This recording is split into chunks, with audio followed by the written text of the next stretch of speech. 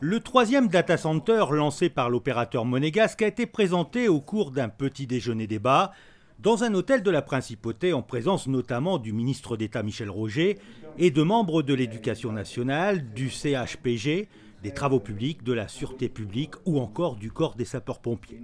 Ce nouveau data center de 1000 m² sera installé dans la zone F de Fontvieille, de vastes locaux destinés à héberger les données informatiques que produisent les entreprises, l'administration et les États.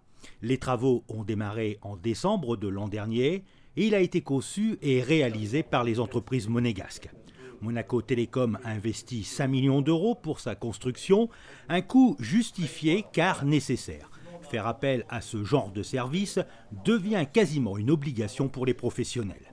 C'était indispensable parce que dans la compétition numérique mondiale, dans la compétition économique et numérique mondiale, le fait d'avoir des infrastructures qui permettent de garantir que Monaco est aussi sécurisé pour le numérique, qu'il est sécurisé, qu'il est connu pour être sécurisé pour la vie de tous les jours à Monaco, était devenu quelque chose de nécessaire et d'indispensable.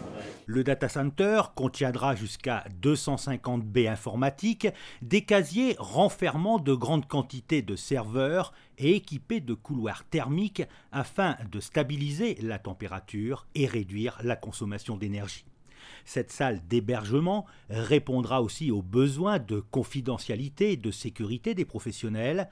L'infrastructure conservera l'intégralité des données confiées par les utilisateurs 24 heures sur 24, 7 jours sur 7 et 365 jours par an. L'originalité, c'est qu'effectivement, notamment toute la chaîne d'électricité et toute la chaîne de froid ont été entièrement redondées. Parce que c'est quoi un data center?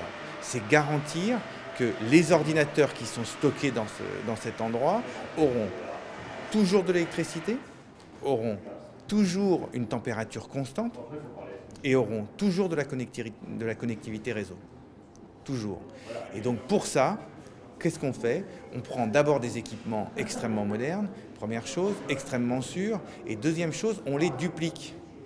On les duplique entièrement pour que s'il arrive quelque chose, si par exemple même il y a une coupure SMEG, il y a une deuxième arrivée SMEG qui est prévue, s'il y a une coupure d'électricité, il y a un certain nombre, il y a des onduleurs qui sont là, après il y a des batteries qui sont là, si la coupure d'électricité dure plus longtemps, il y a des groupes électrogènes qui sont eux-mêmes entièrement redondés, qui sont sur le toit de l'immeuble et qui permettent effectivement une autonomie complète du site pendant 36 voire 54 ou 72 heures. Ce nouvel outil sera inauguré début juin et opérationnel début juillet. Il permettra à la Principauté d'avoir une place encore plus importante dans le monde numérique.